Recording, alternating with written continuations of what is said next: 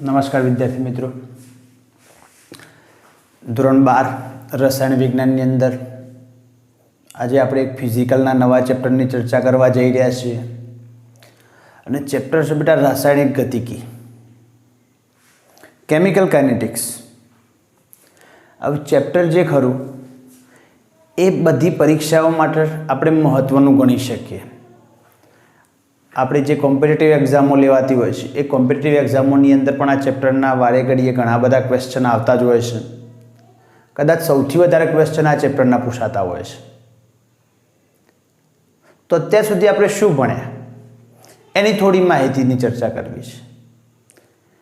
કોઈ પણ રાસાયણિક પ્રક્રિયા આપમેળે થશે કે નહીં થાય એની પહેલી માહિતી. તો રાસાયણિક પ્રક્રિયા આપમેળે થશે કે નહીં થાય એના માટે આપણે પહેલાં થર્મોડાયનેમિક્સની અંદર જતા રહીએ. થર્મોડાયનેમિક્સની અંદર થોડી એક માહિતી મેળવી હતી આપણે ઉષ્માગતિશાસ્ત્રની અંદર. કોઈ પણ રાસાયણિક પ્રક્રિયા તો ઉષ્માગતિશાસ્ત્રની અંદર આપણે 3 નિયમો ભણ્યા, યુઝ્યુઅલી 4 પણ મુખ્યત્વે 3. શૂન્ય નિયમ, તે તો તાપમાન સાથે તાપમાનની વ્યાખ્યા આપશે, એની ચર્ચા કરવી નહીં. પ્રથમ નિયમ તે વાસ્તવમાં ઉર્જા સંરક્ષણનો નિયમ છે. બીજો નિયમ બહુ મહત્વનો બને છે અને ઉષ્માગતિશાસ્ત્રનો બીજો નિયમ એવું કહે છે કે ભાઈ આપમેળે થતી પ્રક્રિયા માટે ડેલ્ટા જીનું મૂલ્ય ઋણ મળશે, એટલે કે પ્રણાલીની મુક્ત ઉર્જામાં શું થશે? ઘટાડો થશે. અને આપમેળે થતી પ્રક્રિયા માટે ડેલ્ટા એસનું મૂલ્ય ધન મળશે, એટલે કે એન્ટ્રોપીના મૂલ્યમાં શું થશે? વધારો થશે. હવે ખરેખર જો અહીંયા જોઈએ તો એન્ટ્રોપીને આપણે થોડી એવોઇડ કરીએ છીએ. શા માટે? તો એન્ટ્રોપીના આધારે મારે પ્રક્રિયા જો શોધવાની થાય આપમેળે થશે કે નહીં થાય તો એની અંદર મારે પ્રણાલી અને પર્યાવરણ બંનેના મૂલ્યો શોધવા પડે છે. પરિણામે થોડીક એક મુશ્કેલી ઉત્પન્ન થાય છે. પરિણામે આપણે ડેલ્ટા જીનો સહારો લઈએ છીએ. પણ બીજા નિયમની એક બહુ મહત્વની મર્યાદા છે અને મર્યાદા એવી છે કે કોઈ પણ રાસાયણિક પ્રક્રિયા જો આપમેળે થાય છે તો એ પ્રક્રિયા કેટલા સમયમાં પૂર્ણ થશે. દાખલા તરીકે એક સરળ ઉદાહરણ વડે આપણે સમજવા માટે પ્રયત્ન કરીએ તો ભાઈ 0°C તાપમાન ધરાવતા બરફને હું ખુલ્લા વાતાવરણની અંદર મૂકું છું તો વાતાવરણની અંદર મૂકવાથી શું પરિસ્થિતિ થશે? તો એ બરફ પીગળવાની શરૂઆત થશે. હા, પણ એનો આધાર કોના પર રહેલો છે? તો બાહ્ય વાતાવરણના તાપમાન ઉપર. હવે એ બરફનો ટુકડો એવી કોઈ ચોક્કસ આગાહી કરી શકાશે કે ભાઈ વિથિન 1 મિનિટ અથવા તો 2 મિનિટની અંદર પીગળી જશે? ના. હા, પીગળશે ખરો એ ચોક્કસ કહી શકાય તાપમાન પરથી, પણ કેટલા સમયમાં પીગળી અને પ્રવાહી સ્વરૂપમાં રૂપાંતર થઈ જશે એની કોઈ સચોટ માહિતી આપણને મળતી નથી. તો ઉષ્માગતિશાસ્ત્રની મહત્વની મર્યાદા એ હતી કે રાસાયણિક પ્રક્રિયા આપમેળે થશે કે નહીં થાય એ નક્કી કરી શકાય છે. ફાયદો. પણ મર્યાદા શું મળી? ભાઈ પ્રક્રિયા થાય છે તો પ્રક્રિયા કેટલા સમયમાં પૂર્ણ થશે એની કોઈ પણ પ્રકારે માહિતી એ આપણને ઉષ્માગતિશાસ્ત્રની અંદર મળતી નહોતી. તો એના માટે વિજ્ઞાનની આગળની એક શાખાનો ઉદ્ભવ થયો જેને કેમિકલ કાઇનેટિક્સ અથવા તો રાસાયણિક ગતિકી તરીકે ઓળખવામાં આવતું હોય છે. પહેલાં થોડીક એક બેઝિક માહિતી આપણે નોંધી લઈએ. કોઈ રાસાયણિક પ્રક્રિયા થશે, આપમેળે થશે તો એના અથવા તો પ્રક્રિયા નહીં થતી હોય તો એના સંકેતો શું હોઈ શકે? તો 4 પદો વડે એને આપણે સમજવા માટે પ્રયત્ન કરીએ છીએ. આપમેળે જો પ્રક્રિયા થાય, આપમેળે પ્રક્રિયા થાય, અને બીજો કોન્સેપ્ટ બેટા આપમેળે પ્રક્રિયા ન થાય. તો આ બંનેની અંદર કેટલાક અવસ્થા વિધેયો અને પ્રાચલોના મૂલ્યો શું હોઈ શકે? અને આપણે કહી દઈએ બેટા પરિસ્થિતિ. આ 2 પરિસ્થિતિ માટે મારે અભ્યાસ કરવો છે. કઈ પ્રક્રિયા આપમેળે થતી હોય અને બીજી પરિસ્થિતિ પ્રક્રિયા આપમેળે ના થતી હોય. તો એના માટે કેટલાક પ્રાચલોની ચર્ચા કરવી છે. પદોની કયા કયા હોઈ શકે? 4 પદો વડે એને સમજવા માટે પ્રયત્ન કરીએ આપણે. પહેલું પદ ડેલ્ટા જી અથવા તો ડેલ્ટા G0 પ્રક્રિયા માટે રિએક્શનનો આર્ક દર્શાવો કે ના દર્શાવો કોઈ ફેરફાર થતો નહીં, રિએક્શનનો છે. એના પછી ડેલ્ટા S, પણ અહીંયા શબ્દ લખું છું બેટા ટોટલ. ટોટલનો મતલબ પ્રણાલી અને પર્યાવરણ બંનેની એન્ટ્રોપીનો સરવાળો. ત્યારબાદ પ્રક્રિયાનો સંતુલન અચળાંક K, અને જો પ્રક્રિયા વિદ્યુત રાસાયણિક હોય તો એના માટેનો E સેલ જો પ્રમાણિત હોય તેને E0. અહીંયા હું કોઈ પણ પ્રક્રિયાને પ્રમાણિત તરીકે સ્વીકારતો નહીં, પરિણામે અહીંયા મેં કોઈ જગ્યાએ 0 દર્શાવ્યો નહીં. E0 સેલ અથવા તો E સેલ નોટ બંને પરિસ્થિતિ માટે મેં અહીંયા કોઈ જગ્યાએ 0. હા, પ્રક્રિયા દરેક સંજોગોની અંદર પ્રમાણિત હોય એવું જરૂરી નથી. જો પ્રમાણિત પ્રક્રિયા હશે તો આપણે એના માટે 0 દર્શીએ છીએ, બાકી 0 પદના પ્રાચલનો આપણે ઉપયોગ કરતા નથી. બરાબર. તો જો આપમેળે જો પ્રક્રિયા થતી હોય તો ડેલ્ટા જી નું મૂલ્ય કેવું મળવું જોઈએ બેટા? નેગેટિવ. અથવા તો એવું કહી શકાય શૂન્ય કરતો નાનું. શૂન્ય કરતો ડેલ્ટા જી નું મૂલ્ય કેવું હોવું જોઈએ? નાનું. એ જ રીતના ડેલ્ટા એસ નું મૂલ્ય કેવું મળવું જોઈએ બેટા? પોઝિટિવ મળવું જોઈએ. એટલે એનો કહી શકાય શૂન્ય કરતો વધારે, તો પ્રક્રિયા આપમેળે થાય. કે નું મૂલ્ય કેટલું હોવું જોઈએ? ત્રીજી એક પરિસ્થિતિ આપણે અહીંયા દોરવાની રહી છે બાકી સંતુલનની અંદર 3 પરિસ્થિતિ સ્વીકાર લઈએ આપણે જરા. પ્રક્રિયા સંતુલનમાં હોય તો શું પરિસ્થિતિ થાય?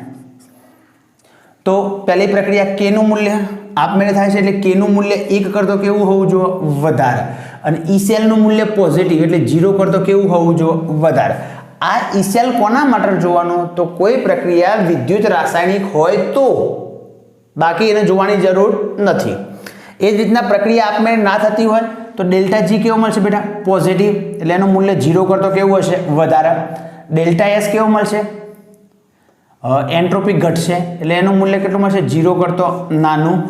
કે નું મૂલ્ય કેટલું મળશે? કે નું મૂલ્ય 1 કરતો ઓછું.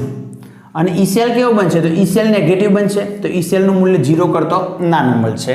એ જ રીતના સંતુલનમાં હોય તો ડેલ્ટા જી 0 મળશે, ડેલ્ટા એસ 0 મળશે. કે નું મૂલ્ય કેટલું મળશે? રિમાર્ક 1. જો પ્રણાલી સંતુલનની અંદર હશે તો કે નું મૂલ્ય કેટલું મળશે? 1. અને એ જ રીતના ઈ સેલનું મૂલ્ય કેટલું મળશે બેટા? 0. તો આ એક સ્ટાન્ડર્ડ ડેટા હશે. અને આ ડેટા બહુ મહત્વના એટલા માટે કહી શકાય કે કોઈ પણ પ્રકારે જો આપણને પ્રક્રિયા પૂછે કે ભાઈ પ્રક્રિયા આપમેળે થશે કે નહીં થાય, જો તમે આ 4 પદોની માહિતી જાણતા હોય તો આ 4 પદોની મદદથી તમે સરળતાથી પ્રક્રિયા આપમેળે થશે કે નહીં થાય એ સરળતાથી નક્કી કરી શકશો. ક્લિયર? તો આ પહેલી પરિસ્થિતિની વાત કરી કે પ્રક્રિયા આપમેળે થાય છે, પણ શું ખરેખર પ્રક્રિયા આપમેળે થઈ? તો હવે આપણી મુશ્કેલી એ આવી થર્મોડાયનેમિક્સ પરથી કે પ્રક્રિયા કેટલા સમયમાં પૂરી થશે. હવે જો પ્રક્રિયાના સમયની વાત કરે છે અને સમય આવે છે તો સાંદ્રતામાં થતો ફેરફાર, આપણે ફિઝિક્સમાં એવું કહીએ છીએ કે ભાઈ વેગ કોને કહેવાય? તો પદાર્થે એકમ સમયમાં કાપેલું જે અંતર ખરું એને વેગ કહેવાય. તો અહીંયા રાસાયણિક પ્રક્રિયાના વેગની ચર્ચા કરવાની છે અને એના માટે શબ્દ છે બેટા કાઇનેટિક્સ, જે ગ્રીક ભાષાનો શબ્દ કાઇનેસિસ પરથી ઉતરી આવ્યો છે. એનો મતલબ હલનચલન, કે જેના મૂલ્યમાં તફાવત આવી શકે છે, એવી ચર્ચાઓ. હવે દાખલા તરીકે એક ઉદાહરણ આપણે કેટલોક ઉદાહરણ સ્વીકારીએ કે ભાઈ આપણે જે કોઈ પણ ફાસ્ટ ફૂડનું પેકેટ લઈએ છીએ તો એ પેકેટની અંદર હવા જેવું આપણને ભરેલું શા માટે દેખાય છે? એની અંદર એવું તો શું હોય છે? તો ખોરાક હવાની અસરથી બગડતો હોય છે. એ બગડતો અટકાવવા માટે એની અંદર નાઇટ્રોજન ભરવામાં આવે છે, એટલે કે ખોરાકના બગડવાનો સમય તમે ઘટાડી શકો છો. બીજી પ્રક્રિયા ધ્યાનમાં લઈએ આપણે. અને હીરો જે ખરો, હીરો કાયમ માટે અસ્તિત્વ ધરાવતો હશે? ના. હીરામાંથી પદાર્થ ગ્રેફાઇટમાં રૂપાંતર થાય છે, પણ એ પ્રક્રિયા થવા માટે લાખો વર્ષોનો સમય લાગે છે. એનો મતલબ પ્રક્રિયા ખૂબ જ ધીમી છે અને આપણે કોઈ લાખો વર્ષ જીવવાના નથી. એ ધણીના હાથમાં છે, કઈ જે નક્કી કરાય. તો એ પ્રક્રિયા જે ખરી આપણે જીવશું ત્યાં સુધી આપણને હીરો દેખાશે, પણ ખરેખર જો વાસ્તવિક પ્રક્રિયાનો અભ્યાસ કરવામાં આવે તો હીરામાંથી ગ્રેફાઇટનું નિર્માણ શક્ય છે.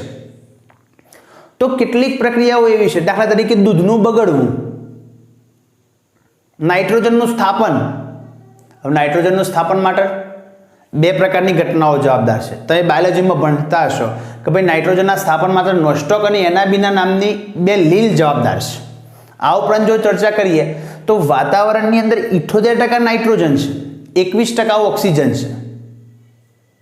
પણ ક્યારેય એવું વાતાવરણ, એવું ન્યૂઝ આવી, બ્રેકિંગ ન્યૂઝ TV9 પર કે ભાઈ વાતાવરણનો બધો જ ઓક્સિજન વપરાઈ ગયો કે વાતાવરણનો બધો નાઇટ્રોજન વપરાઈ ગયો? ના.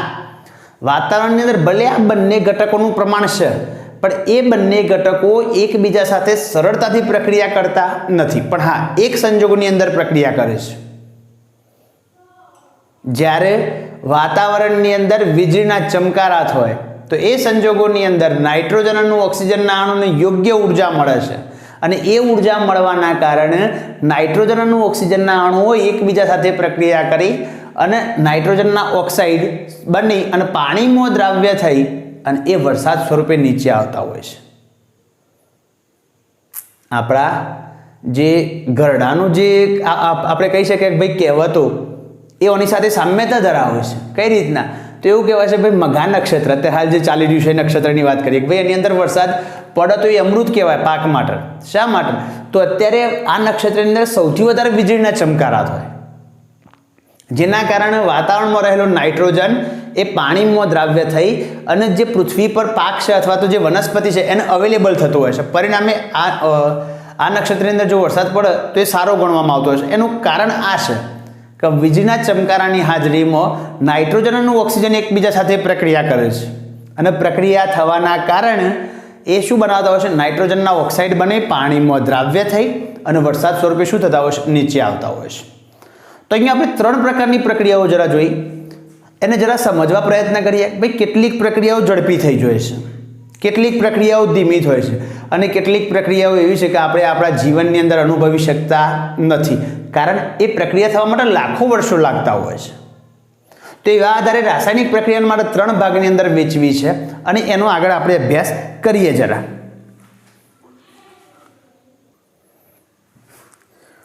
ચલો આગળ વાત કરીએ. તો આપણે એવી ચર્ચા કરતા હતા કે ભાઈ પ્રક્રિયાના વેગ વિશે, પ્રક્રિયાઓને કેટલા ભાગમાં પાડી શકાય. તો પ્રક્રિયા પૂર્ણ થવાના સમયના આધારે, કોના આધારે? પ્રક્રિયા પૂર્ણ થવાના સમયના આધારે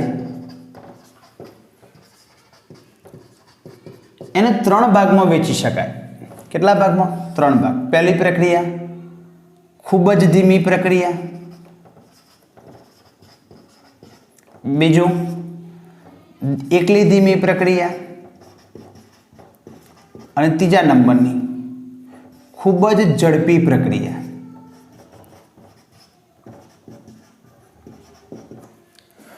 તો ખૂબ ધીમી પ્રક્રિયાની જરા ચર્ચા કરીએ તો 1 નંબર હું આપી લખું છું. પહેલા નંબરની પ્રક્રિયા કે ભાઈ ખૂબ જ ધીમી પ્રક્રિયા હોય. દાખલા તરીકે આપણે એક ઉદાહરણ લઈએ કે ભાઈ હવાની હાજરીમાં લોખંડનું કટાવવું. ભેજવાળી હવાની હાજરીમાં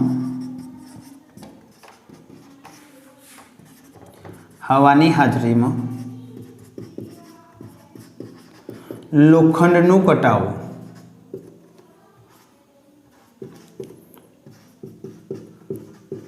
એવું તો થતું નહીં કે આપણે જ્યારે વરસાદ પડે અને તરત જ બહાર મૂકેલું લોખંડ તરત જ કાટમાં રૂપાંતરિત થઈ જાય. એ પ્રક્રિયા થવા માટે સમય લાગે છે, પણ હા એ સમય એટલો બધો હોતો નહીં. દાખલા તરીકે હું એક બીજું ઉદાહરણ લઈએ.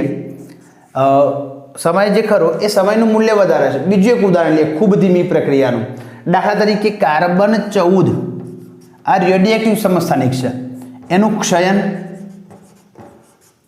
આ લગભગ હજારો વર્ષો ચાલતી પ્રક્રિયા છે. તમે ધોરણ 10 ની અંદર અભ્યાસ કરી ચૂક્યા કે ભાઈ લાકડું અથવા તો ખડક કેટલા વર્ષ જૂનો છે, એના માટે પેલી રેડિયોમેટ્રિક ડેટિંગ પદ્ધતિનો ઉપયોગ કરીને આવ્યા છો, જેની મદદથી તમે ખડક અથવા તો લાકડાના ઉંમરની વર્ષ કેટલા વર્ષ જૂનું છે નક્કી કરી શકતા હો છો. તો આ પ્રક્રિયાઓ એનો અભ્યાસ કરી શકાય છે, પણ એના માટે સમય, દાખલા તરીકે ઓનો અર્ધાયુષ્ય સમય સમથિંગ 5440 વર્ષ છે, એટલું તો આપણે જીવવાના નહીં. તો પ્રમાણમાં ખૂબ જ ધીમી પ્રક્રિયાઓ છે. બીજું ધીમી પ્રક્રિયા, તો એનું ઉદાહરણ શું લઈ શકાય? ભાઈ એ પ્રક્રિયાના ફેરફારો આપણે નોંધી શકતા હોય છે. દાખલા તરીકે સુક્રોઝનું જળ વિભાજન.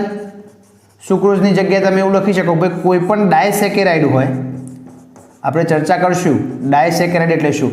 તો ડાયસેકેરાઇડનું જે જળ વિભાજન ખરું એ પ્રમાણમાં ધીમી પ્રક્રિયા છે. દાખલા તરીકે આ બંને પ્રક્રિયાનો એક મેઇન ડિફરન્સ આપો, ખૂબ ધીમી અને ધીમી પ્રક્રિયાનો. તો શું ફેરફાર થાય બેટા? દાખલા તરીકે તમે દૂધ છે એ દૂધને આપણે ધ્યાનમાં લઈએ, દૂધને જો ફ્રીજમાં ના મૂકીએ અને દૂધને ફ્રીજમાં મૂકીએ તો શું ફેરફાર થાય? તો ભાઈ ફ્રીજમાં મૂકેલું દૂધ જે ખરું એ લાંબો સમય સુધી ટકી રહેશે, જ્યારે બહાર રાખેલું દૂધ જે ખરું એ ઝડપી બગડી જશે. જો પ્રક્રિયા એકના એક જ છે, દૂધનું બગડવું, પણ ઓપ્ટિમ પરિસ્થિતિની હાજરીમાં બંનેના વેગની અંદર ચેન્જીસ આવે છે. શું ફેરફાર આવ્યો? તો દૂધનું બગડવું રેફ્રિજરેટરની ગેરહાજરીમાં એ શું થશે? આ ધીમી પ્રક્રિયામાં જતું રહેશે. અને બીજું શું થશે?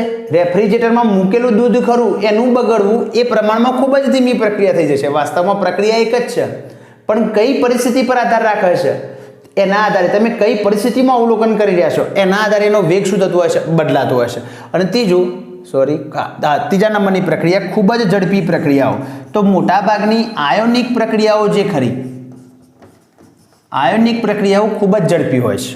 એક ઉદાહરણ લઈએ તો આપણે 11માની અંદર પ્રેક્ટિકલમાં કરી ચૂક્યા છીએ. શું કર્યું? તો એસિડ બેઝ ટાઇટ્રેશન કરતા હતા. અને ટાઇટ્રેશનની અંદર શું કરતા હતા? તો ભાઈ નીચે એસિડ અથવા તો બેઝ પદાર્થ લેતા હતા, તમે ફિનોલ્ફથાલીન અથવા તો મિથાઇલ ઓરેન્જ ઇન્ડિકેટરનો ઉપયોગ કરતા હતા. શું થતું હતું? જેવું પદાર્થ દ્રાવણ રંગવિહીન હોય પણ ઉપરથી એકાદ ડ્રોપ જો વધારે પડી જાય તો નીચે ફિનોલ્ફથાલીન હોય તો એ શું થઈ જાય? તરત જ દ્રાવણ ગુલાબી રંગનું થઈ જાય. એ પ્રક્રિયાઓ લગભગ નેનો સેકન્ડની અંદર પૂર્ણ થતી હોય છે. કેટલા સેકન્ડ? Nano second. 10⁻⁹ સેકન્ડની અંદર પૂર્ણ થઈ જાય. એટલે ઓખનો પલકારો મારો એટલી વારમાં પ્રક્રિયા પૂર્ણ થઈ જાય, તરત જ દ્રાવણ રંગીન બની જાય. અથવા તો એવું ને એવું સિલ્વર નાઇટ્રેટના દ્રાવણની અંદર તમે NaCl ઉમેરો, તરત જ AgClના સફેદ રંગના અવક્ષેપ આવી જશે. તો કેટલીક પ્રક્રિયાઓ આપણને આપેલી છે, એ પૈકી એક પ્રક્રિયા લખીએ ભાઈ તટસ્થીકરણની પ્રક્રિયા. તો પ્રક્રિયા કઈ છે બેટા? તટસ્થીકરણની પ્રક્રિયા એસિડ અને બેઝની હાજરીમાં થાય. તો અહીંયા હું સ્ટાન્ડર્ડ એક એસિડની એક બેઝ લઈ લઉં છું, NaOH ની HCl ની હાજરીમાં પ્રક્રિયા થાય તો શું બનાવે બેટા? NaCl વત્તા H2O.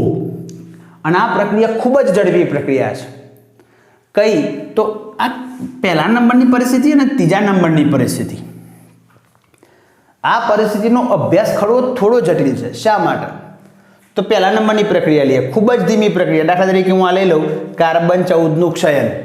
શું થાય? ભાઈ 5440 વર્ષ એનું અર્ધાયુષ્ય સમય છે. અર્ધાયુષ્ય સમય એટલે શું? આપણે ચર્ચા કરીએ છીએ, પણ સાહેબ એટલું તો આપણે જીવવાના નહીં, અને જીવવાના નહીં તેનો અભ્યાસ કરવાનો કયો? અને આપણે જે અભ્યાસ કરવાની વૃત્તિ માત્ર ને માત્ર 20 થી 22 કે 25 વર્ષ સુધીની, પછી અભ્યાસ કરવામાં આપણું મન લાગતું નહીં. તો એના પછી વાત કરીએ. અને ખૂબ જ ઝડપી પ્રક્રિયા, તો દાખલા તરીકે નેનો સેકન્ડમાં પૂર્ણ થઈ જાય છે. નેનો સેકન્ડમાં પૂર્ણ થાય તો મુશ્કેલી એવી કે કયા સંજોગે કયા પદાર્થનું અસ્તિત્વ ક્યાં ચકાસવું, જે આપણને અવેલેબલ થવાનું નહીં. તો આ બે પ્રક્રિયાઓનો અભ્યાસ એ પ્રમાણમાં મુશ્કેલ બનતો હોય છે. હવે આગળ ચર્ચા કરવી છે ભાઈ પ્રક્રિયાના વેગ વિશે, અને આવી પ્રક્રિયાઓના વેગ માટે શું કરી શકાય એની ચર્ચા બેના સ્વરૂપમાં. જ્યારે પ્રક્રિયા વિચારતા હોય ત્યારે પ્રક્રિયામાં બે પદો બહુ મહત્વના છે, એક પ્રક્રિયક અને બીજું બીજી પરિસ્થિતિ નિપજની. હવે બંનેની ચર્ચા કરવી છે. તો રાસાયણિક પ્રક્રિયાના વેગ વિશે આપણે માહિતી મેળવીએ.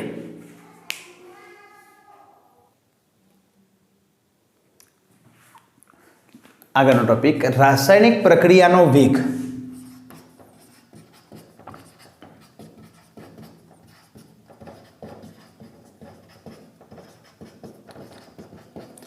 તેની વ્યાખ્યા ડેફિનેશન આપી. શું આપી શકાય?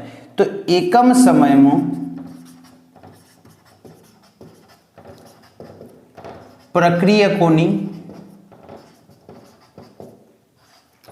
સાંદ્રતામાં થતો ઘટાડો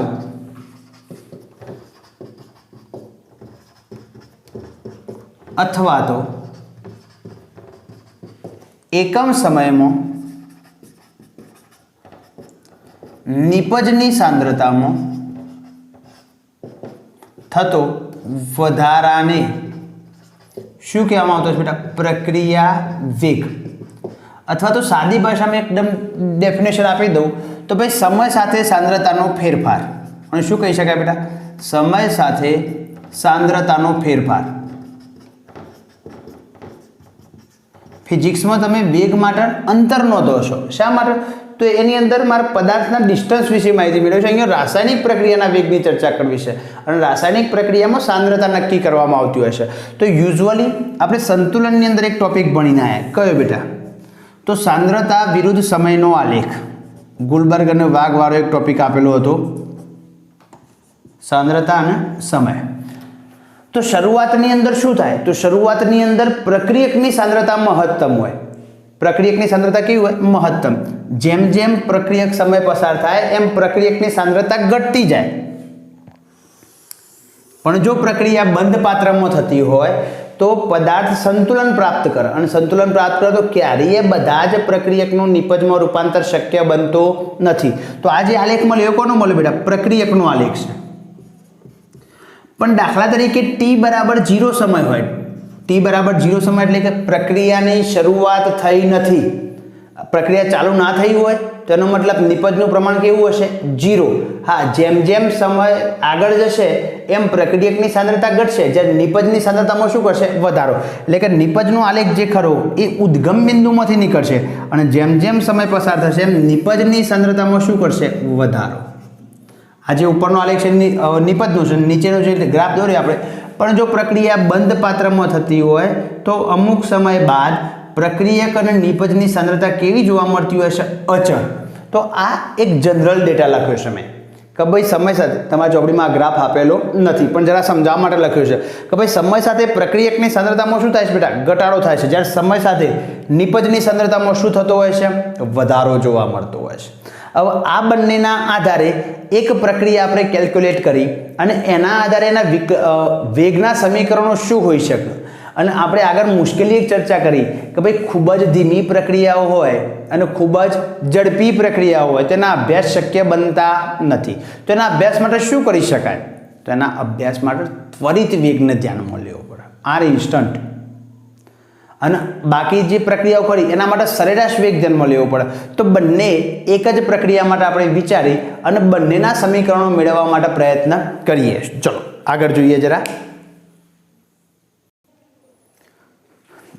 આપણે કાલ્પનિક પ્રક્રિયા પસંદ કરીએ છીએ. ભાઈ આર ગીવ્સ પી. કઈ પ્રક્રિયા? આર ગીવ્સ પી. આર એટલે રિએક્ટન્ટ અને પી એટલે પ્રોડક્ટ. એટલે યુઝ્યુઅલી એવું કહી શકાય કે આ પ્રક્રિયા એવી છે કે ભાઈ પ્રક્રિયકમાંથી શામાં રૂપાંતર થતી હોય? નિપજની અંદર રૂપાંતર થતી હોય. તો આ પ્રક્રિયા માટે હવે જો વેગનો રાસાયણિક પ્રક્રિયાનો વેગ બરાબર શું લખી શકાય? તો યુઝ્યુઅલ ભાઈ આપણે આગળ ચર્ચા કરી એના આધારે લખી શકાય ભાઈ સાંદ્રતામાં થતો ફેરફાર, સાંદ્રતામાં થતો ફેરફાર ભાગ્યા તે માટે લાગતો સમય, તે માટે લાગતો સમય. હવે સાંદ્રતામાં ફેરફાર કોના આધારે શોધી શકાય? તો એક પ્રક્રિયકના આધારે શોધી શકાય અને એક નિપજના આધારે શોધી શકાય. તો હું બંને શોધવા માટે પ્રયત્ન કરું છું. પહેલો આલેખ દોરી રહ્યો છું કોના માટે? પ્રક્રિયક માટે, પ્રક્રિયક માટે. અને એ જ રીતના બીજી પરિસ્થિતિ આપણે સમજશું કોના માટે? નિપજ માટે. તો આપણે બંનેના આલેખનો ચાર્ટ તો દોરી જ શકીએ. કઈ રીતના? તો ભાઈ એક આલેખ હું દોરી દઉં, અહીંયા સાંદ્રતા અને આ બાજુ સમય. પણ અહીંયા કોની? પ્રક્રિયકની સાંદ્રતા. આ બાજુ સાંદ્રતા તો ખરી પણ કોની સાંદ્રતા? પ્રક્રિયકની સાંદ્રતા. એટલે કે પ્રક્રિયકને આપણે શું કહીએ છીએ બેટા? રિએક્ટન્ટ. અને એ જ રીતના અહીંયા એક આલેખ દોરી રાખું અને આ આલેખ દોરું. એ આલેખ તો સાંદ્રતા વિરુદ્ધ સમયનો જ છે પણ અહીંયા સાંદ્રતા કોની? નિપજની સાંદ્રતા. હવે આપણે આગળના ચાર્ટની અંદર પહેલાં ભણી ચૂક્યા ભાઈ સમય સાથે પ્રક્રિયકની સાંદ્રતામાં શું થાય છે બેટા? ઘટાડો. અને એ જ રીતના સમય સાથે નિપજની સાંદ્રતામાં શું થાય છે? વધારો થતો હોય છે. દાખલા તરીકે હું સ્વીકારી લઉં કે આ જે છે એ T1 સમય છે. આ જે સમય ખરો એને હું T1 કહી દઉં. આ જે સમય ખરો એને હું T2 સમય કહી દઉં. તો T1 સમયે મને જે પ્રક્રિયકની સાંદ્રતા મળશે એને હું શું કહી શકું? R1. અને એ જ રીતના T2 સમયે મને પ્રક્રિયકની સાંદ્રતા મળશે એને શું કહી શકું? R2. એવી ને એવી આલેખ અહીંયા દોરી દઈએ. તો ભાઈ અહીંયા નિપજ માટે દોરું ભાઈ T1 સમય અને આ જે સમય મળે છે એ સમયને હું કહી દઉં T2 સમય. તો T1 સમયે મને નિપજની જે સાંદ્રતા મળશે, નિપજ એટલે પ્રોડક્ટ, એને હું P1 કહી દઉં અને T2 સમયે જે મને સાંદ્રતા મળશે એને હું શું કહી દઉં? P2. તો વાસ્તવમાં ઉપરનું પદ અહીંયા લઉં છું. તો સાંદ્રતામાં થતો ફેરફાર કેટલો? સાંદ્રતામાં થતો ફેરફાર બરાબર હંમેશા આપણે જો ફેરફાર માટે શું કરીએ છીએ? અંતિમ માઇનસ પ્રારંભિક. તો R2 માઇનસ R1 અહીંયા શું મળશે બેટા? R2 minus R1. એ જ રીતના સમયનો ફેરફાર એટલે સમયનો ફેરફાર મીન્સ એના માટે કેટલો સમય લાગે છે? તો અંતિમ માઇનસ પ્રારંભિક, તો અહીંયા શું મળશે બેટા? T2 minus T1. એવી જ અહીંયા આપણે લખી દઈએ, અહીંયા કોના માટે? આ પ્રક્રિયકની સાંદ્રતામાં થતો ફેરફાર. અને એ જ રીતના અહીંયા લખું નિપજની સાંદ્રતામાં થતો ફેરફાર. તો એમાં શું લખી શકાય? તો સૂત્ર તો એક નહીં જ, P2 માઇનસ P1, અને એના પર સમયનો ફેરફાર અહીંયા લખી દઈએ, એટલે કે સમય એક કેટલો લાગશે? તો ફરીથી સમયનો ફેરફાર T2 માઇનસ T1. આવું જો મારે વેગ નક્કી કરવો છે, પણ કયો વેગ? સરેરાશ વેગ. અહીંયાથી આટલા ટોટલ સમય માટે વાસ્તવિક પ્રક્રિયા, તો એના માટે શું લખી શકાય? આર એવરેજ બરાબર ભાઈ સાંદ્રતામાં થતો ફેરફાર શું લખી શકાય? R2 minus R1 upon T2 minus T1. જો અહીંયા ધ્યાન રાખવા જેવી બાબત છે બેટા. હવે જો તમે શરૂઆતમાં પ્રક્રિયકની સાંદ્રતા મહત્તમ હોય અને એના પછી R2 સમય જેમ જેમ પ્રક્રિયકની સાંદ્રતા શું થાય? ઘટતી જાય. તો R2 માં તમે R1 બાદ કરશો ને તો અહીંયા જવાબ ઋણ મળશે, પણ વેગ કોઈ દારો ઋણ હોય નહીં. પરિસ્થિતિ સુધારવા માટે અથવા તો એવું કહી શકાય કે ભાઈ સમય સાથે પ્રક્રિયકની સાંદ્રતા ઘટતી જાય છે તેવું દર્શાવવા માટે અહીંયા માઇનસ ચિહ્ન મૂકવામાં આવે છે, જવાબને પ્લસ કરવા માટે. R2 માઇનસ R1 ને, કારણ કે R2 માઇનસ R1 કરશો એટલે જવાબ નેગેટિવ થઈ જશે, કારણ કે સમયે R1 ની સાંદ્રતા વધારે હોય અને R2 ની સાંદ્રતા ઓછી હોય પ્રક્રિયક માટે. તો R2 માંથી ઓછામાંથી તમે વધારે સંખ્યા બાદ કરો તો જવાબ કેવો થઈ જાય? નેગેટિવ. પણ પ્રક્રિયાનો વેગ તો કોઈ દર નેગેટિવ હોય નહીં. બીજી પરિસ્થિતિ કે એ સમય સાથે સાંદ્રતામાં ઘટાડો થાય છે એવું દર્શાવવા માટે અહીંયા મળશે. તો અહીંયા આ પ્રક્રિયકના સંદર્ભમાં અને અહીંયા આર એવરેજ મને શું મળશે? તો અહીંયા નિપજની સાંદ્રતા વધે છે તો કોઈ મૂકવાની જરૂર નહીં. P2 minus P1 upon T2 minus T1. અહીંયા પોઝિટિવ મૂલ્ય લખો કે ના લખો કોઈ ફેરફાર થવાનો નથી. પણ જો અહીંયા એવું લખી શકાય માઇનસ ચિહ્ન એમ ના એમ, ભાઈ સાંદ્રતામાં થતો ફેરફાર એને હું દર્શાવી દઉં ડેલ્ટા આર તફાવત, અને T2 માઇનસ T1 એને દર્શાવી દઉં ડેલ્ટા ટી. એ જ રીતના પેલી બાજુનું પદ શું મળશે? ડેલ્ટા પી અપોન ડેલ્ટા ટી, પણ આનું મૂલ્ય કેવું મળશે? પોઝિટિવ. તો એ બંને અહીંયા ભલે અહીંયા ચિહ્નમાં માઇનસ ચિહ્ન હશે, વાક્ય ધ્યાન રાખજો, પણ જ્યારે તમે પ્રક્રિયકના આધારે પ્રક્રિયાનો વેગ શોધવા પ્રયત્ન કરશો તો આ મૂલ્ય માઇનસ માઇનસ છેવટે પ્લસ કરવાનું કાર્ય કરે છે, કારણ કે આ તફાવત ડેલ્ટા આર કેવો મળવાનો છે? માઇનસ. તો માઇનસ ગુણ્યા માઇનસ બરાબર શું થઈ જશે? પોઝિટિવ. પણ આ કઈ પ્રક્રિયાઓ માટે? કે ભાઈ પ્રક્રિયાઓ તમે અભ્યાસ કરી શકો છો, પણ દાખલા તરીકે કોઈ ત્વરિત પ્રક્રિયા હશે, કોઈ ચોક્કસ સમયે મારે વેગ નક્કી કરવો છે. આ તો મેં શું નક્કી કર્યું? ભાઈ તાપમાનના તફાવતમાં. તો આ ડેલ્ટા વાળું પદ જે ખરું ને એ પદ પ્રમાણમાં તફાવત જે ખરો એ તફાવત મોટો છે. તફાવત કેવો છે બેટા? મોટો તફાવત છે. તો મારે એના કરતા નાના સમયની અંદર નક્કી કરવું હોય તો કોઈ ચોક્કસ સમય ત્વરિત કે ટી બરાબર આટલા સમય મારે વેગ નક્કી કરવું છે, તો એના માટે હું કયા પદનો ઉપયોગ કરીશ? તો આર એવરેજની જગ્યાએ આર ઇન્સ્ટન્ટ પદનો ઉપયોગ કરવામાં આવતો હોય છે. એની અંદર સૂત્ર તો આના જ સાંદ્રતાનો તફાવત ભાગ્યા સમય, પણ આ જે મૂલ્ય ડેલ્ટા છે એની જગ્યાએ એનો નાનો તફાવત ડી અપોન ડીટી, જેને મેથ્સની ભાષામાં તમે વિકલનીય પદ તરીકે દર્શાવતા હો છો. સાંદ્રતાનો તફાવત D upon DT concentration of R, અને એ જ રીતના અહીંયા આર ઇન્સ્ટન્ટ કેટલો મળશે? તો અહીંયા D upon DT concentration of પી, પણ ફેરફાર કેટલો બેટા? અહીંયા નિપજના સંદર્ભમાં છે પરિણામે પોઝિટિવ, અને અહીંયા પ્રક્રિયકના સંદર્ભમાં છે પરિણામે નેગેટિવ. હવે અહીંયા કઈ રીતના દોરી શકાય? તો અહીંયા આર એવરેજના મેં સૂત્રો અહીંયા લખવાની જગ્યાએ નીચે લખ્યા છે.